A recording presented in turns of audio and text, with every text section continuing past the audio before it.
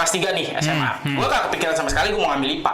Walaupun nilai gue mencukupi untuk gue ke IPA.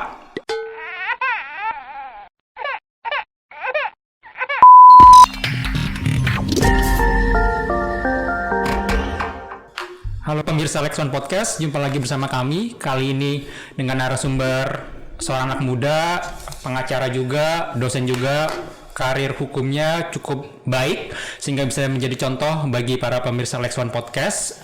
Langsung aja, Togi Pangaribuan, mungkin bisa cerita Gi, sekarang ini kesibukannya apa aja sih? Halo Dimas, mungkin bukan di sini gue coba untuk nggak menggurui ya, kita sharing aja. Maksudnya pengalaman setiap orang, latar belakang kan beda-beda.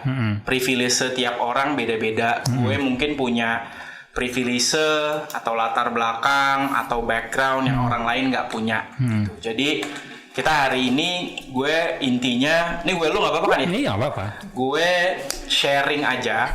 Sebenarnya cerita gue gimana, pilihan-pilihan yang gue ambil gimana. Semoga bisa diambil. Jadi apakah ya cuma jadi cerita doang juga nggak apa-apa. Kalau misalnya mau dijadiin bahan pelajaran juga boleh. Apa yang gue pilih, mestinya Togi nggak milih itu, mestinya milih itu, atau mestinya pengalamannya bisa beda, juga bisa juga gitu. Terserah mau diambilnya gimana. Karena gue nggak mau, ya itu tadi pengalaman orang beda, privilege beda-beda. Jadi gue sharing aja cerita. Kalau bisa jadi pelajaran, syukur alhamdulillah. Kalau bisa jadi teman cerita juga gue happy banget. Iya. Jadi sekarang ini gue adalah advokat.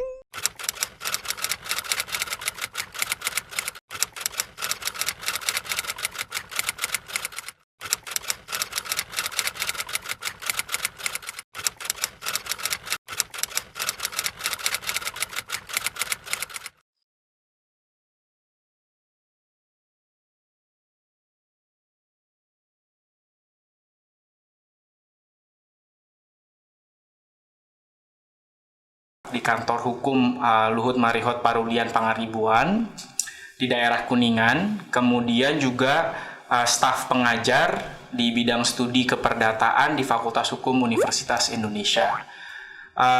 S1 dari Fakultas Hukum UI, S2-nya dari Harvard Law School di Amerika Serikat. Itu kali ya, Dim ya.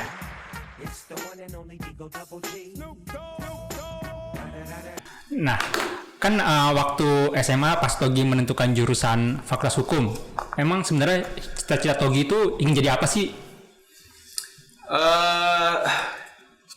Gimana ya ceritanya ya? Kebetulan kakek ayahnya bokap gue itu kerjanya di bidang hukum juga. Dulu panitera.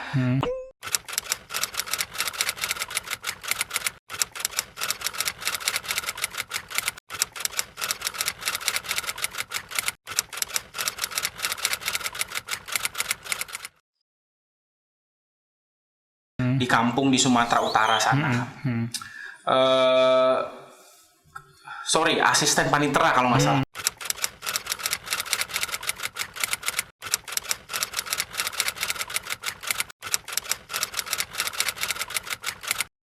Bahkan nggak sampai panitera.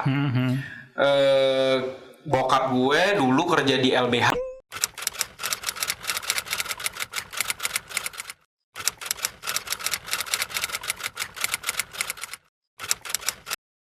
Lama, terus kemudian sekarang jadi advokat.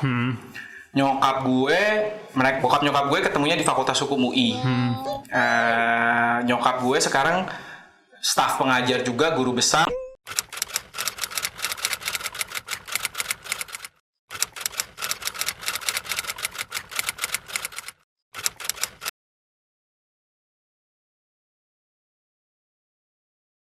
Di Fakultas Hukum Universitas Indonesia. Nah, jadi dari kecil itu gue nggak tahu nih disengaja atau enggak oleh orang tua gue ya, Mas Mayang.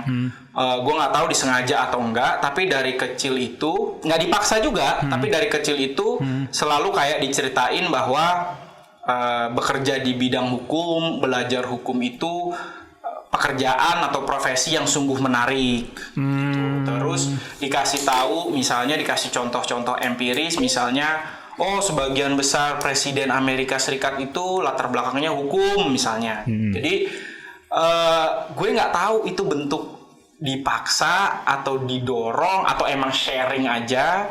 Tetapi ketika gue kecil gede tuh di kepala gue tuh wah memang profesi yang paling bener nomor satu tuh ya di bidang hukum gitu. Jadi ada plus minusnya juga. Jadi plusnya mungkin ketika gue dari kecil sampai SMA katakanlah ya, itu gue nggak agak kayak misalnya pas kelas 3 nih SMA, gue gak kepikiran sama sekali gue mau ngambil IPA.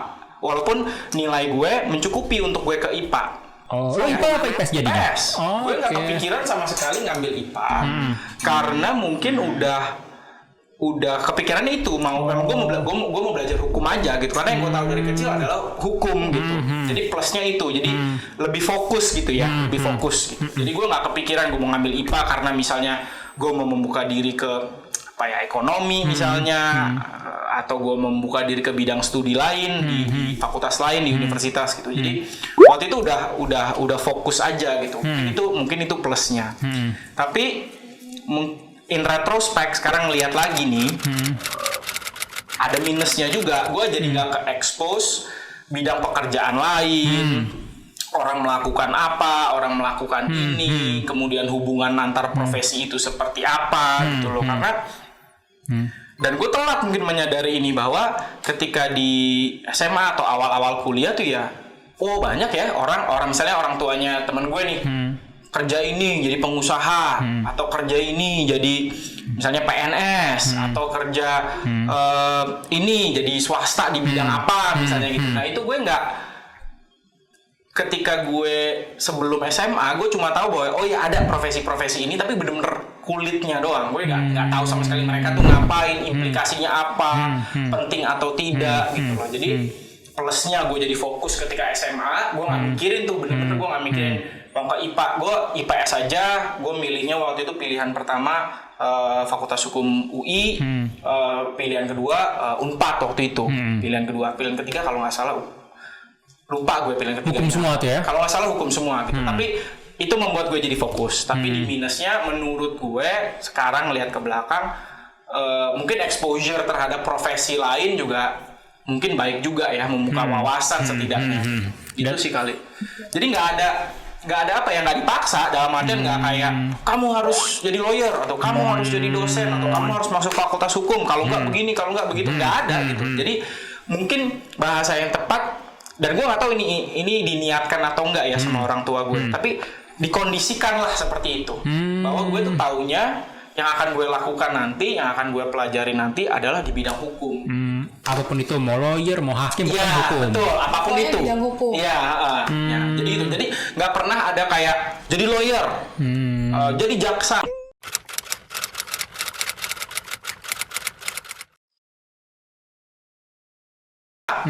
Jadi hakim.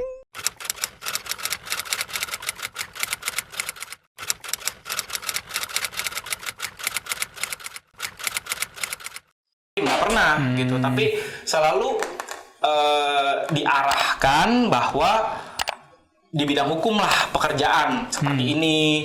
Mungkin juga gue pikir lagi, mungkin nggak diarahkan secara spesifik. Mungkin orang tua gue juga mereka bercerita apa yang mereka tahu gitu loh. Karena bokap gue memang bidang hukum seumur hidupnya. Yang dia tahu juga bidang hukum karena dari ayahnya dia. Nyokap gue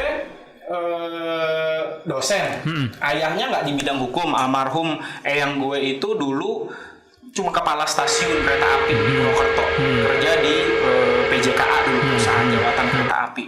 Jadi ya mungkin mereka memang taunya juga, yang mereka sharing ke gue sebagai anak itu adalah, dan gue yakin ya mereka baik, adalah mereka sharing pekerjaan mereka. Kebetulan kerjaannya kan dua-duanya sama gitu. Jadi gue merasa iya nggak ada conditioning secara diniatkan gitu ya, nggak ada. Tapi ya mereka memang sharing kerjaannya aja. Jadi dunia gue yang kebangun ya itu aja.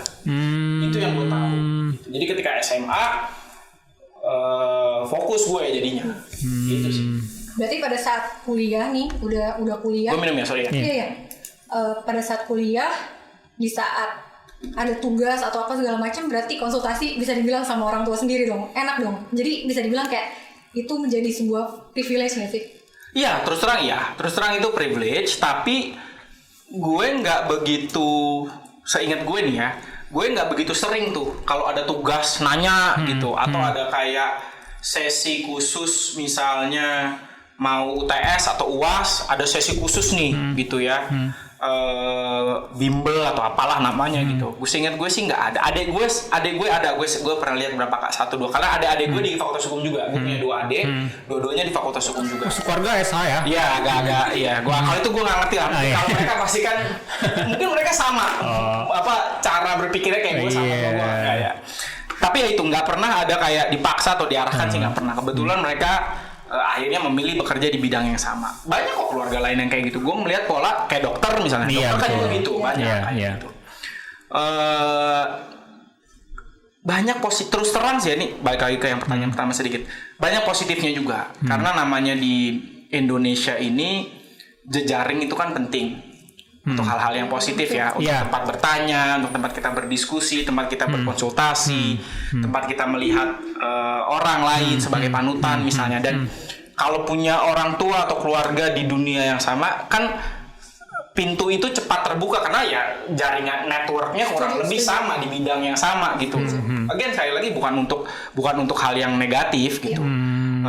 Tapi dan gue rasa juga menjadi dokter atau profesi yang lain, akuntan misalnya, banyak tuh yang sekeluarga sama.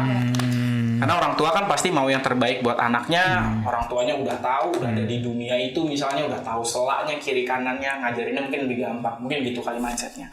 Nah, balik lagi ke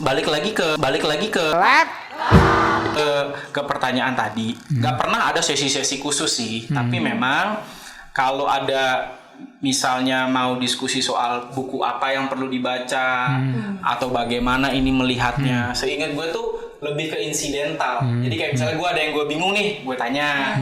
Gue ada yang bingung nih, gue tanya gitu. Nggak pernah ada kayak, ayo duduk kita persiapan untuk ini, persiapan untuk itu. Nggak pernah sih. Secara kan adik-adik juga kan pada di Fakultas Hukum kan. Iya. Siapa tahu gitu kan di rumahnya ada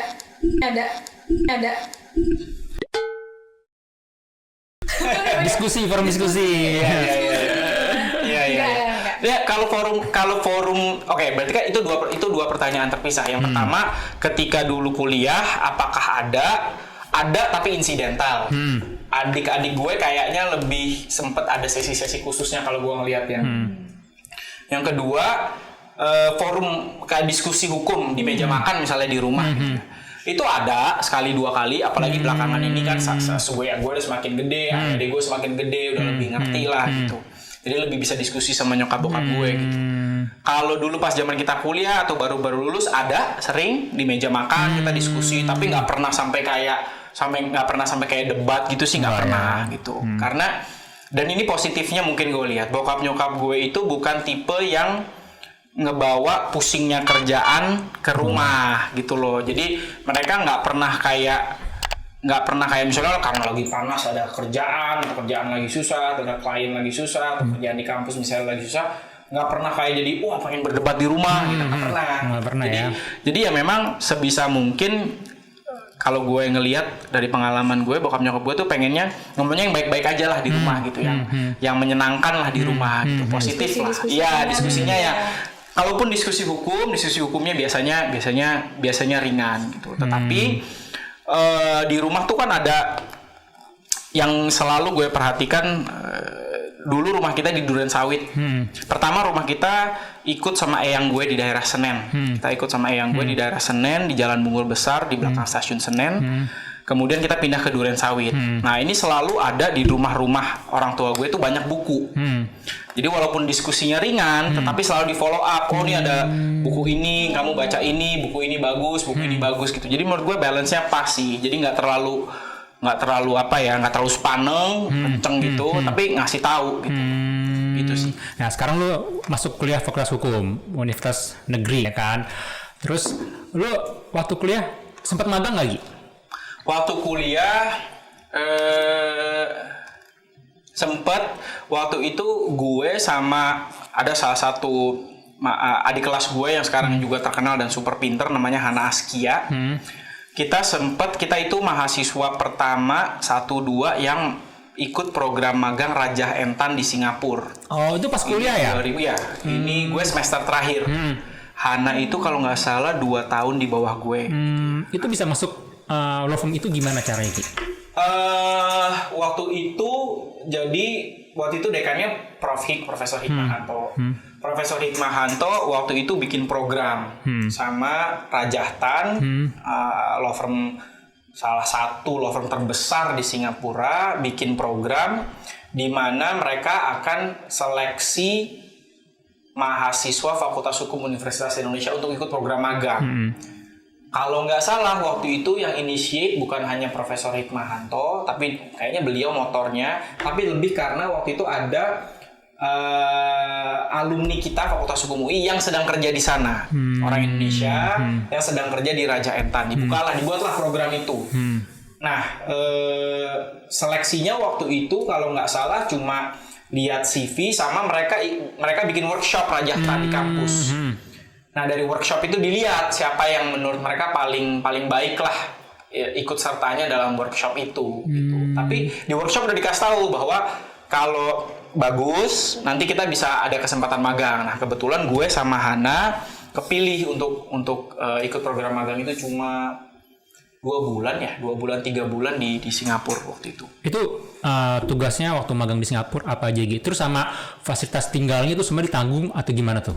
Waktu itu Rajahtan baik banget. Kita dikasih akomodasi tempat tinggal. Jadi kita dikasih bukan apartemen ya, tapi kita dikasih tempat tinggal yang lebih dari cukup bagus, kayak kamar di suatu apartemen gitulah. Tapi kamarnya kita sendiri. Tapi dia kamar di salah satu apartemen, bukan apartemen mewah ya Pak. Ya tapi depannya ada bus, kita bisa naik bus ke. Waktu itu gue nyambung naik bus sekali, terus naik kereta, naik MRT-nya. Dikasih akomodasi itu, dikasih allowance, dikasih sering diajak makan siang gratis sama partnernya baik sekali, mereka baik sekali. Terus salah satu partnernya kalau nggak salah jadi hakim agung ya di Singapura ya, gue lupa ya, Steven Chong. Nah terus tugasnya waktu itu kita sih kebanyakan ya karena satu kita belum lulus sarjana hukum. Yang kedua, kalaupun kita udah lulus sarjana hukum, kita lulusan sarjana hukum Indonesia, bukan hukum Singapura. Jadi kita waktu itu kurang lebih pekerjaannya adalah riset yang berkaitan tentang hukum Indonesia. Waktu itu gue sama Hana ditaruhnya di bagian shipping, shipping department mereka. Jadi mereka ada bagian maritime law, shipping. Kita waktu itu yang gue masih ingat, kita disuruh riset mengenai peraturan ganti rugi dan tanggung jawab tuburkan kapal di Indonesia.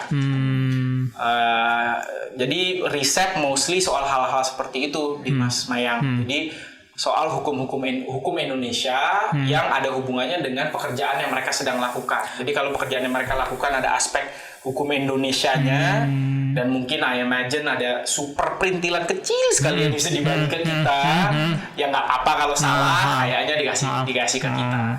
Tapi pengalamannya banyak juga ya, walaupun cuma selama 2 bulan itu lu pengalamannya dapatnya banyak kerja dengan lawyer asing lah gitu. Iya betul sekali Dim. Jadi karena namanya gue nih sama sekali bukan lawyer jago, sama sekali bukan lawyer handal, masih banyak yang jauh lebih senior dan lebih pintar. Tapi salah satu hal yang gue mulai belajar ketika magang itu adalah soft skill profesionalisme sebagai lawyer.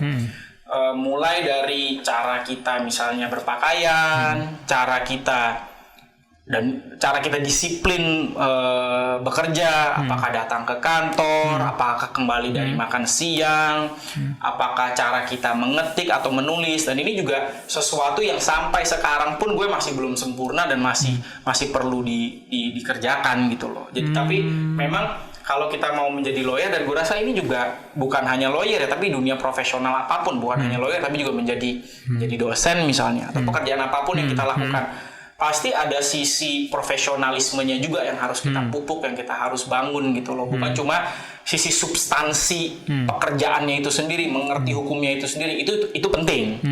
Tapi kan ada sisi lainnya, menjadi seorang yang profesional dan berintegritas dan kompeten juga penting untuk dibangun juga. Itu sesuatu yang ketika di Singapura, ketika kita magang, walaupun kerjaan yang mungkin dikasih in the grand scheme of things kecil sekali, buat gue sih gede waktu itu ya, karena kita nggak ngerti apa-apa. Tapi bukan hanya ilmunya juga yang kita dapatkan belajar, ilmu substantifnya, tetapi apa ya bahasanya, soft skill kali ya, soft skill, profesionalisme, cara menjadi ya cara bertindak tanduk gitu. Karena kan kalau dari pengalaman gue di kampus nggak banyak tuh exposure terhadap hal itu, nggak banyak. Maksudnya adalah pelatihan, seminar, tapi kan nggak pernah tuh kita diajarin persis misalnya bagaimana caranya berpakaian yang profesional misalnya, atau bagaimana caranya ngetik Word dengan benar gitu, legal documents gitu kan. Nggak banyak pelatihan seperti itu harus terus dikembangkan. Sampai sekarang aja gue masih belajar gitu. Oke, Togi, tadi kan balik nih dari lo magang di law firm Singapura kan, kemudian lo lulus kuliah, lo kerja di law firm besar, jadi associate ya. Nah, itu lo udah yakin akhirnya bahwa gue memutuskan untuk jadi pengacara, atau masih belum yakin tuh saat lo lulus kuliah dan kerja di law firm itu?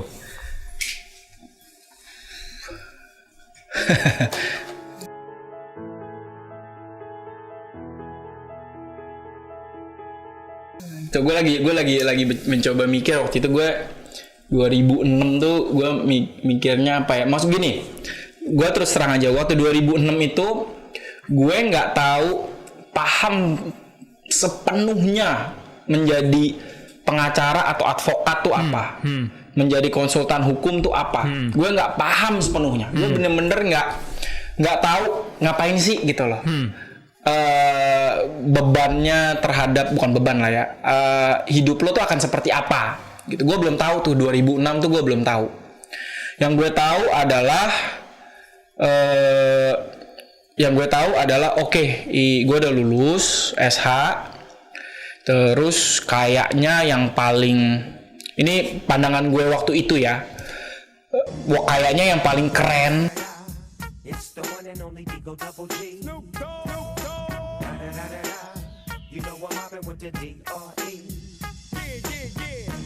ketika itu, keren tuh dalam artian wah modern ya, kayaknya orang-orang yang bekerja di profesi ini tuh kayaknya wah financially stable, modern, bajunya keren gitu, adalah pengacara, lawyer, advokat gitu loh. Itu yang gue lihat. Dan secara khusus pengacara atau advokat atau konsultan hukum yang kerjanya di Sudirman, CBD Sudirman gitu kan, kesannya wah keren nih, makan siang di mall, pakai dasi gitu kan.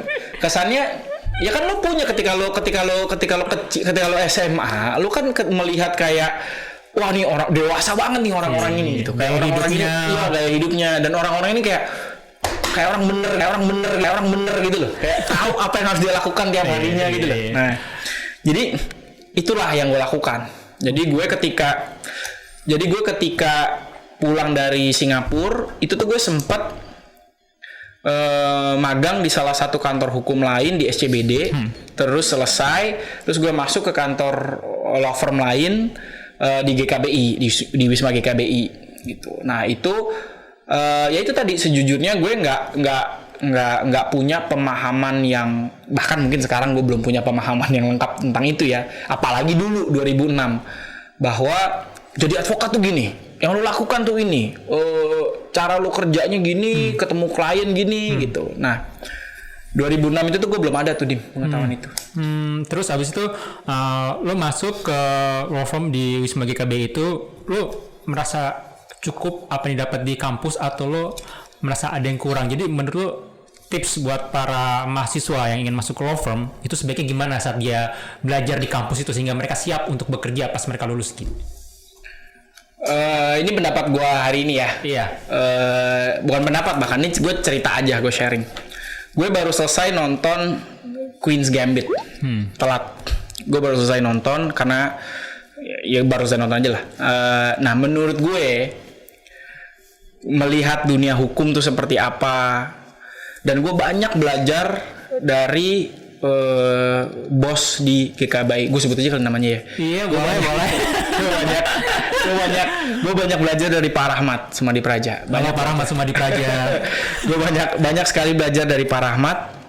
Banyak sekali omongan-omongannya Pak Rahmat yang dulu ketika gue 2006 baru lulus, yang gue anggap apaan sih?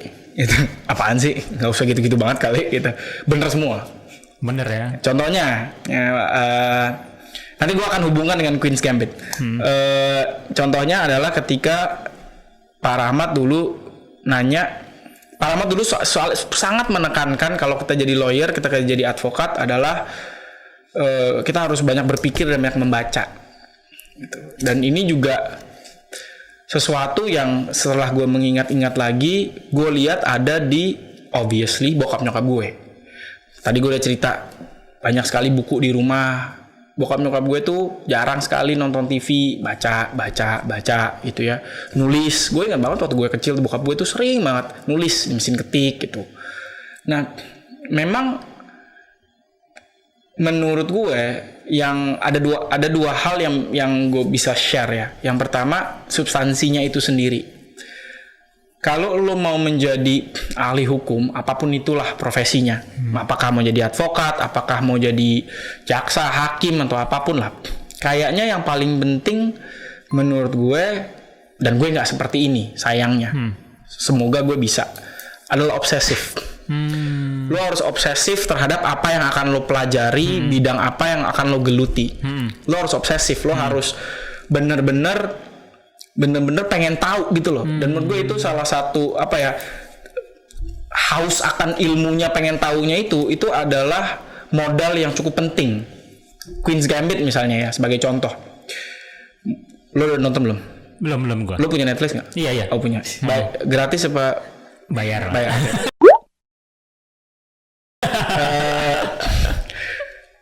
Itu dia, oke lah gue tahu itu film, tapi kita jadikan itu contoh lah. Gue akan kasih contoh dunia nyata.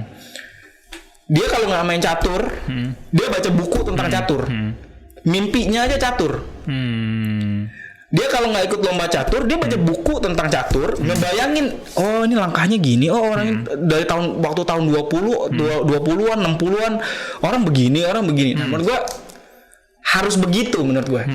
Harus begitu. Di bidang hukum itu luas, bukan hanya perdata, pidana, tata usaha, subdivisi kan banyak. Kayak misalnya lo banyak ngerjain employment misalnya gitu. Jadi dan itu kan luas juga, employment itu sendiri kan luas juga gitu. Jadi menurut gue baik kalau misalnya kita bisa obsesif terhadap bidang hukum apa yang akan kita pelajari dan akan kita tekuni gitu ya. Kalau kita bisa lakukan ini ketika di kampus, ketika di kuliah, lebih bagus lagi karena lo udah fokus dari awal. Misalnya gampangnya gini contohnya, misalnya lo suka bola, lo suka misalnya apalah klub bola, Persija misalnya, karena gue suka Persija. Lo akan mencoba mencari tahu apapun tentang klub bola kesukaan lo. Gitu kan biasanya? Iya betul. Lo kan cari tahu, oh musim ini beli pemain siapa? 20 tahun lalu sejarahnya gimana? Rekor menang kalahnya gimana? Formasi apa yang biasa dipakai? Terus gaji, bahkan sampai hal-hal kecil, gaji pemainnya berapa? Sejarah jersey warnanya misalnya. Harus sampai pada level itu menurut gue. Harus sampai pada level itu. Jadi lo harus segitu pengen taunya, segitu pengen membacanya, sehingga karena itu kuncinya adalah lo harus mau membaca, harus mau berpikir, harus rajin baca, harus rajin mikir. Kalau menurut gue seorang ahli hukum atau advokat itu harus, menurut gue nih ya, lebih sedikit bicara, harus lebih banyak membaca dan menulis dan berpikir. Jangan dibalik, jangan kebanyakan ngomongnya gitu ya. Harus lebih banyak bacanya dibandingkan ngomongnya, itu menurut gue. Jadi dan membaca itu kan nggak gampang. Apalagi membaca buku hukum itu kan nggak gampang. Iya. Nggak usah membaca buku hukum, lu baca novel aja nggak gampang kadang-kadang. Kalau lu nggak mood, ya lu nggak selesai, lu cuma baca 2 halaman 3 halaman. Nah itu bosen kalau Gi baca gitu. Nah, terus terang menurut gue bosan. Gue harus jujur, bosan. Kadang-kadang bosan. Apalagi kalau misalnya kita baca buku-buku lama atau yang penulisnya mungkin gaya menulisnya tidak cocok lah dengan cara membaca kita atau gaya menulisnya kuno misalnya ya. Itu kan suka capek bacanya. Nah, tapi ya mau nggak mau kita harus sampai pada level obsesif untuk mau tahan dan gue masih jauh dari seperti itu. Tapi gue tanamkan di mindset gue harus baca karena ini salah satu yang salah satu ucapannya Rahmat yang balik lagi ke kepala gue sering. Bedanya kita sama lawyer hebat atau siapapun yang lebih pintar daripada kita itu sebenarnya cuma dari berapa banyak buku yang dia baca. Oke. Itu aja. Bedanya adalah cuma dari berapa banyak buku yang nih orang baca. Bukan berdasarkan pengalaman. Kalau menurut gue, obviously pengalaman penting juga. Tetapi kalau cuma pengalaman doang tanpa membaca juga sulit. Kita nggak bisa cuma hanya mengandalkan pengalaman gitu loh. Karena ya ilmu hukum itu bukan sesuatu yang bisa trial and error, kita ngerjain aja saat ini nggak bisa gitu loh. Maksudnya nggak usahlah kita masuk ke teori ilmu hukum dan filsafat hukum, nggak usah lah. Tapi maksudnya nggak bisa kalau misal penting, pengalaman tuh penting juga. Tetapi menurut gue lebih penting kita mau punya kemauan untuk banyak membaca dan banyak berpikir gitu. Jadi susah membaca tuh nggak gampang. Tetapi itu yang berusaha gue tanamkan ke diri gue sendiri. Jadi itu tips pertama soal substantif. Sebisa mungkin kalau bisa be obsessive about what you're learning or what you're about to do. Be obsessive gitu loh. Jadi lu pengen tahu semuanya, lu pengen baca semuanya gitu loh. Karena begini, sebelum gue tips yang kedua. Orang kan gue paling gak suka kata ini ya. Orang suka ngomong kayak find your passion. Be passionate. Find your passion gitu loh. If you find your passion, kerja tuh bukan kayak kerja gitu. You'll never work a day in your life. Gak semua orang menurut gue, menurut gue, gak semua orang seberuntung itu. Gak semua orang tiba-tiba bisa jago main bola terus jadi Cristiano Ronaldo atau jadi Lionel Messi atau jadi siapapun lah. Misalnya lu suka gambar, nggak terus lu jadi pelukis yang terkenal, karyanya terjual bisa menghidupi kehidupan, nggak juga gitu loh. Nggak semuanya kita seperti itu. Ada sebagian orang yang passion itu harus ditumbuhkan. Dia nggak datang dari langit, dia nggak tiba-tiba ada aja dia suka terus hobi lu bisa jadi kerjaan yang menghidupi dan lu become a fulfilled person. Nggak juga menurut gue. Nah, cara menumbuhkannya itu adalah ya mau nggak mau ya memang harus kerja keras. Mau nggak mau kita harus mau mulai membaca, mau mulai berpikir. Kalau kita udah, dan gue masih jauh dari ini. Kalau kita udah seperti itu, menurut gue akan lebih mudah kita untuk membaca. Lebih bagus juga kita mencerna pengalaman. Nggak cuma kita terima as is doang, tapi kita bisa bandingkan dengan satu apa yang kita baca, apakah itu dari teori ataukah itu pengalaman orang lain yang diceritakan melalui buku misalnya. Jadi kita bisa bandingkan pengalaman kita sendiri dengan pengalaman orang lain atau ilmu yang udah kita dapat atau teori yang kita sudah dapat. Sehingga pengalaman itu nggak kita cerna bulat-bulat dan kita terima as is. Pengalaman itu bisa kita pertanyakan lagi, mestinya nggak begini. Atau pengalaman ini bisa gue ubah sehingga menjadi seperti ini. Gitu. Jadi menurut gue dua itu bukan hand in hand, tapi lebih ya lo harus kuat dulu nih dari bacaannya, dari pemikirannya, sehingga pengalaman yang akan lo terima juga lebih bagus, lebih kaya gitu loh. Kalau cuma ngomong pengalaman tuh seolah-olah ya lo nyebur aja, ntar juga bisa berenang gitu, kan enggak. Nyebur bisa berenang itu kan karena kita punya insting untuk hidup. Ini kan enggak. Dunia hukum kan beda. Ada apakah dari proses formilnya atau kemudian sampai materialnya kan beda. Kita nggak bisa seperti itu gitu loh. Dan kita juga nggak dalam khusus sebagai advokat ya. Sebagai akademisi pun seperti itu kan ada etika penelitian. Sebagai advokat kan kita handle klien juga ada beberapa klien yang kurang lebih hidup matinya dari tangan advokatnya. Apakah harta bendanya ataukah dirinya sebagai orang, misalnya dia mau di penjara misalnya untuk sesuatu yang dia tidak lakukan misalnya. Jadi kan kita nggak bisa nggak bisa do it on the fly, kita nggak bisa trial and error gitu loh terhadap hidup orang. Itu yang pertama. Yang kedua, tips yang kedua itu tadi yang gue ngomong soal Singapura. Banyak sekali jangan lupakan kalau mau jadi advokat, jangan lupakan soft skill. Jangan lupakan soft skill, bagaimana menjadi lawyer yang baik. Apakah cara berpakaian, cara berbahasa, misalnya apakah legal English, apakah cara menulis, legal writing. Itu kan nggak gampang, legal writing. Teori IREC lah segala macam itu kan perlu dipelajari gitu loh. Jadi cari, zaman kita dulu 2006 internet kan nggak segitunya, YouTube kan nggak segitunya. Iya, betul. Zaman sekarang gampangnya luar biasa. Lu tinggal cari YouTube, belajar legal writing atau belajar legal English banyak. Atau kalau mau mahal lagi dikit ada Coursera, ada edX gitu loh. Jadi menurut gue, yang gue selalu sekarang setelah semi tua, yang gue selalu sirik sama orang anak zaman SMA atau zaman mahasiswa adalah mereka tuh punya satu yang kita nggak punya, waktu betul. Mereka Bisa balik lagi. Mereka punya waktu. Mereka jam 1, jam 2 udah selesai kuliah paling. Lalu ngapain dari jam 2 sampai malam? Abis UAS libur sebulan, 2 bulan. Itu kan waktu banyak gitu loh. Dan yang bisa dipelajari untuk melengkapi diri kita, profesi apapun yang akan kita jalani itu kan pasti ada soft skill-nya.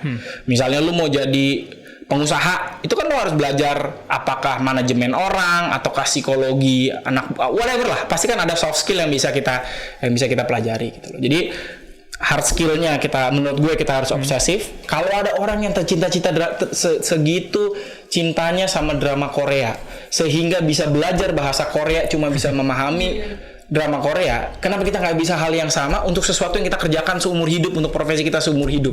Ya lu belajar bahasa Belanda biar lu bisa baca Kawa Perdata bahasa Belanda misalnya. Ini cuma contoh, tapi maksud gue level obsesifnya menurut gue harus ada gitu loh. Dan gue masih jauh dari itu, tapi menurut gue bagus tuh kalau bisa kayak gitu.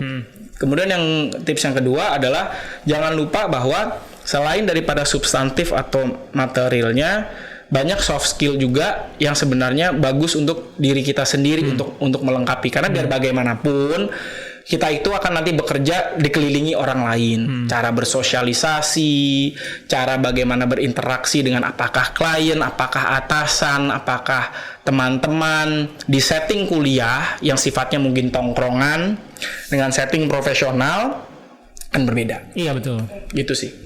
Oke, Togi, tadi kan sempat bekerja di law firm Dewi Sema GKBI. Kemudian Togi sempat juga setelah itu bekerja menjadi staf kepresidenan ya, yang membuat naskah pidato Ibu Ani dan Bapak Susilo Bambang Yudhoyono. Nah, itu bagaimana tuh proses bisa diterima di staf kepresidenan tersebut? Terus tugasnya ngapain aja sih sebenarnya, Togi? Jadi penulis pidatonya tuh bos gue, Pak Dino Patijalal. Gue salah satu dari banyak stafnya Pak Dino lah. Jadi biar nggak seolah-olah gue yang nulis gitu ya. Itu dulu dilurusin. Terus waktu itu gini. Jadi ceritanya waktu itu berkaitan dengan pertanyaan lo yang tadi. Di 2006 tuh lo udah kepikiran belum mau jadi advokat, jadi lawyer gitu. Nah, itu gue tuh ke kantornya Pak Dino di staf khusus Presiden bidang hubungan internasional. Itu tahun 2008 akhir, 2009 awal lah. Nah, itu tuh karena gue udah sedikit punya gambaran lah kalau jadi lawyer tuh seperti apa, kalau jadi advokat tuh seperti apa. Gue ngelihat senior gue, ngelihat bos gue, seperti apa pekerjaannya sehari-hari. Dan gue melihat bahwa ini berarti sampai tua lah basically, ini yang akan dilakukan gitu loh. Nah, gue merasa gue pengen coba pekerjaan yang lain lah. Gitu, gue pengen mencoba pekerjaan yang lain, gue pengen mencoba aja gitu. Nah, gue tuh dari dulu gue nggak ahli sama sekali, tapi bidang yang selalu menarik perhatian gue dari dulu adalah hubungan internasional.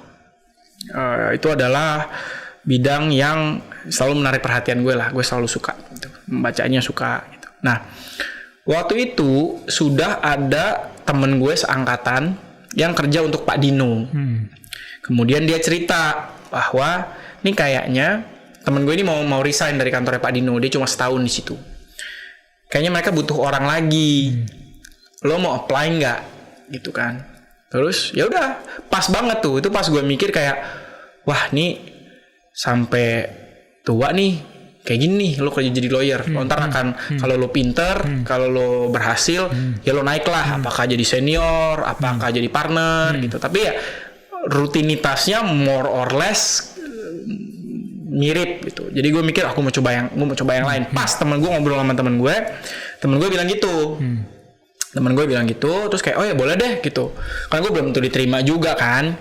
Jadi waktu itu cuma ngemailin CV, terus ketemu sama beberapa anggota kantornya 1-2 kali, terus ketemu Pak Dinonya langsung diwawancara, pas diterima. Jadilah gue resign tuh dari GKBI, terus masuk ke kantor itu tadi, kantor staf khusus presiden bidang hubungan internasional. Presidennya Pak Susilo Bambang Yudhoyono, bos gue waktu itu Pak Dino Patijalal. Jadi tugasnya adalah bikin naskah pidatonya Bapak Presiden dan Ibu Negara. Macam-macam. Jadi waktu itu salah satunya itu. Jadi sesuai dengan namanya. Waktu itu Pak Presiden SBY itu punya 2 juru bicara. Juru bicara dalam negeri Pak Andi Malarangeng, kemudian digantikan Pak Julian Aldrin Pasha di periode kedua. Terus yang bidang luar negeri Pak Dino Patijalal. Nah, gue di bidang luar negeri. Jadi waktu itu pekerjaannya kurang lebih adalah satu, membantu menyiapkan naskah pidato atau keterangan resmi presiden di forum-forum internasional atau untuk hal-hal yang sifatnya luar negeri, internasional, hubungan internasional. Kita juga menyiapkan butir-butir bicara kalau ada kunjungan tamu kenegaraan ke Indonesia. Kita juga menyiapkan semacam riset lah, analisa-analisa singkat, karena kan udah Kementerian Luar Negeri kan, udah Kementerian Luar Negeri kan jauh lebih capable daripada dan mereka kan diplomat karir gitu.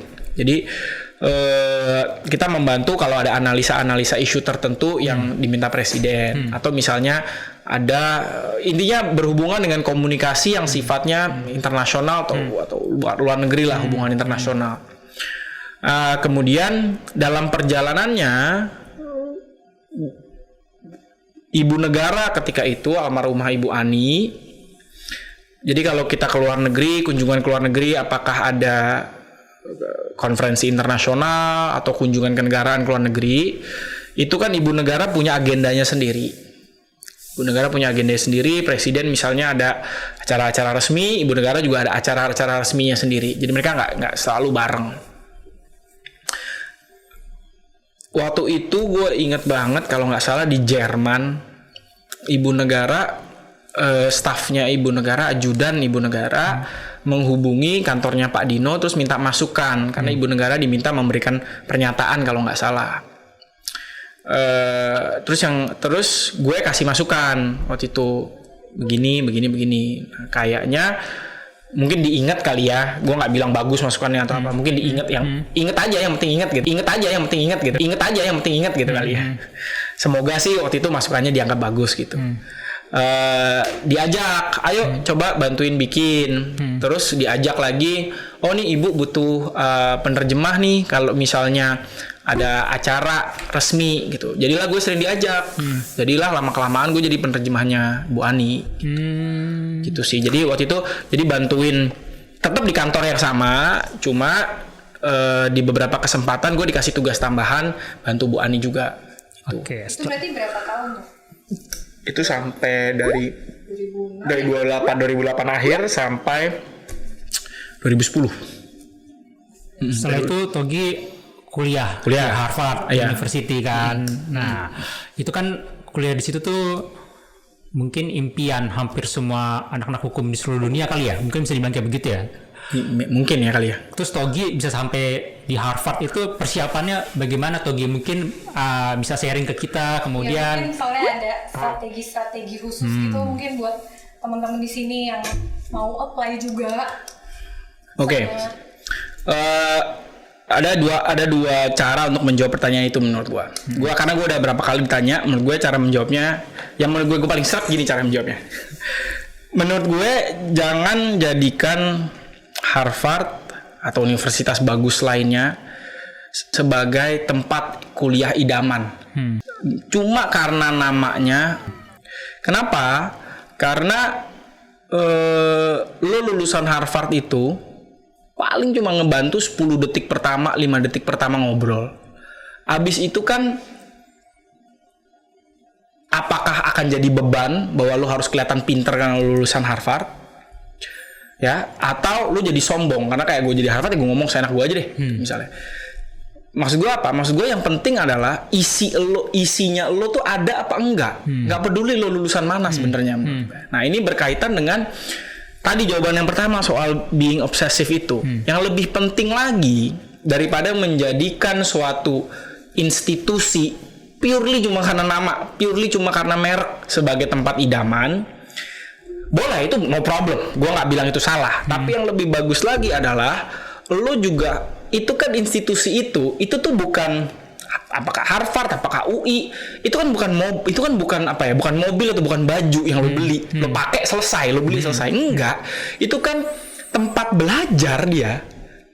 Itu kan tempat belajar, itu kan tempat lo menjadi orang yang lebih baik dan lebih pintar. Nah, kalau lo dari awalnya udah obsesif dengan apa yang akan lo pelajari, maka mestinya yang menjadi tempat impian lo bukan cuma si name brand institutionnya itu bukan cuma name brand institutionnya itu saja, tetapi siapa orang yang ada di balik institusi itu.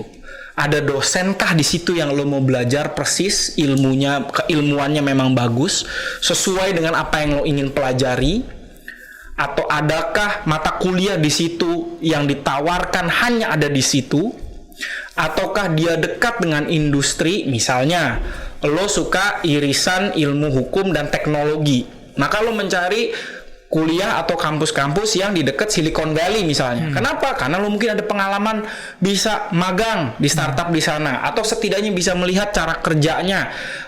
Misalnya lo meneliti apakah kontrak elektronik, ataukah artificial intelligence dan perkembangannya terhadap otomatisasi dan perkembangannya terhadap tenaga kerja. Misalnya lo obsesifnya itu, lo mau lihat di Silicon Valley, lo bisa lihat emang udah ada AI dipakai di perusahaan-perusahaan di sana, efeknya apa.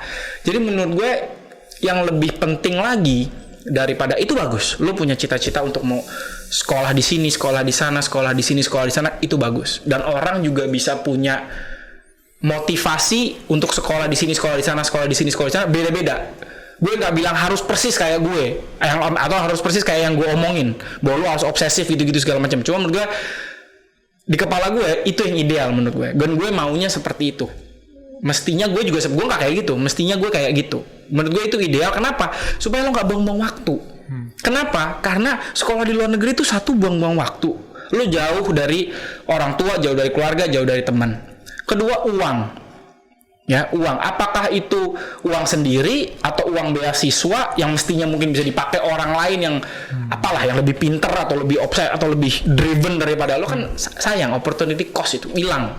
Jadi idealnya menurut gue dari pengalaman gue adalah bagusnya tuh itu. Bagusnya adalah name brand bagus, again, motivasi orang untuk belajar beda-beda. Ada orang yang memang pengen sekolah jauh-jauh, kabur dari orang tua, kabur dari temen, pengen kuliah atau pengen tinggal di luar negeri sendiri, sah-sah aja, nggak ada masalah gitu. Gue nggak ada, kita bisa hak kita untuk mencampurin apa gitu. Tapi maksud gue idealnya kalau lo mau memfavoritkan, bagusnya juga lo menjadi obsesif dengan lo mau belajar apa di situ. Nah, gue waktu itu berangkatnya tuh dari situ. Berangkatnya dari gue obsesif aja nih sama merek ini. Iya. Gue penasaran aja nih sama merek ini, sama Harvard gitu loh. Wah, kesannya gue kalau gue udah lulusan dari Harvard udah paling bener deh gue. Kesannya gitu. Paling enggak. Gue salahnya banyak banget. Nggak ngertinya banyak banget. Sampai sekarang, to this day. Masih banyak banget juga gitu loh. Nah, yang gue lakukan waktu itu adalah setidaknya gue berusaha mencari tahu, oh dosennya ada namanya ini, dia ngajar ini, ada research center ini, topiknya ini gitu. Tips dan trik ke pertanyaannya, that was prolognya panjang banget gue untuk menjawab pertanyaan yang sebenarnya pendek. Gue reverse engineer ini pengalaman gue ya. Gue reverse engineer application-nya Harvard. Jadi gue download, gue lihat, terus gue buka satu kertas lagi kosong. Ini mau gue isi apa? Obviously selain nama dan lain sebagainya ya. Misalnya, ini gue apply itu 2009. Dari gue pertama kali masuk GKBI, dari 2006 gue udah lakukan ini. Jadi gue download, terus gue lihat ini mau gue isi apa nih? Gue bilang. Dia butuh, misalnya dia nanya. Misalnya waktu itu di salah satu kolomnya ada, apakah pernah menuliskan artikel atau tulisan? Terus gue bilang, ini gue mau nulis apa nih? Gue nggak ada. Apa gue bikin di kepala gue catat. Gue punya 2 tahun untuk kerjain ini. Pengalaman kerja, ini salah satu pemikiran gue waktu itu. Waduh, kayaknya kalau pengalaman kerja gue, no disrespect kepada law firm, ini pemikiran again, gue nggak bilang ini bener nih salah, gue cuma cerita doang gue waktu itu apa. Kayaknya kalau pengalaman gue kerja gue beragam, bagus kali ya buat tulis di CV gue bilang. Jadi gue agak lebih, ini orang punya wawasannya nggak cuma satu arah gitu, dia ada dari sini juga. Makanya ke staf kepresidenan ini mungkin. Enggak juga sih. Jadi waktu itu enggak harus ke staf kepresidenan. Jadi staf kepresidenan itu ini mungkin ya Tuhan baik lah, Tuhan kasih jalan. Jadi gue tuh salah satu bidang lain yang gue suka tuh hubungan internasional. Jadi pas bidang lain gue suka hubungan internasional.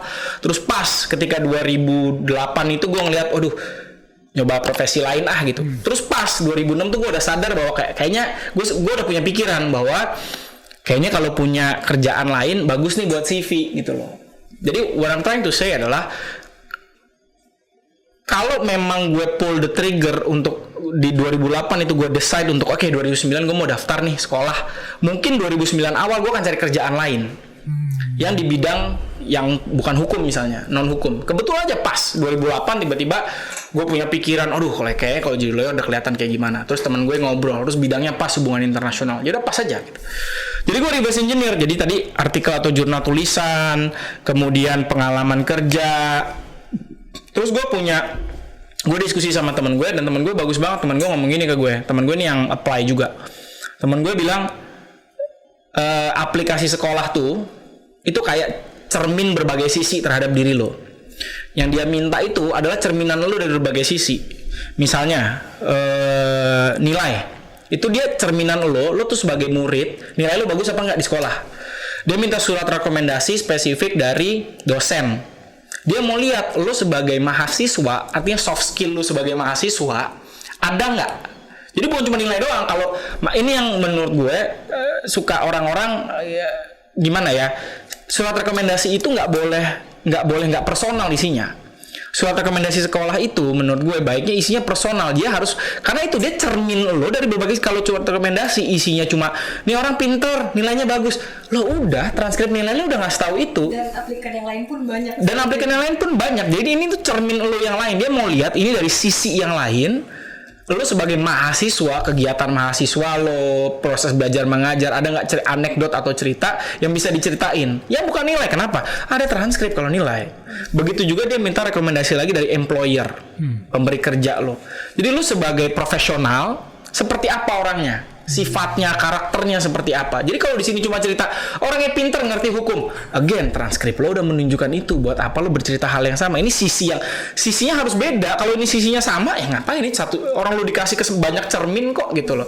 Karena kenapa? Dia kan mau lihat, dia kan pasti bikin matrix yang mana yang menonjol, yang mana yang bagus. Apakah sebagai murid bagus, tapi social skillnya kecil? Kan itu yang akan dilihat gitu. Begitu juga yang di application itulah, semua gue reverse engineer itu semua.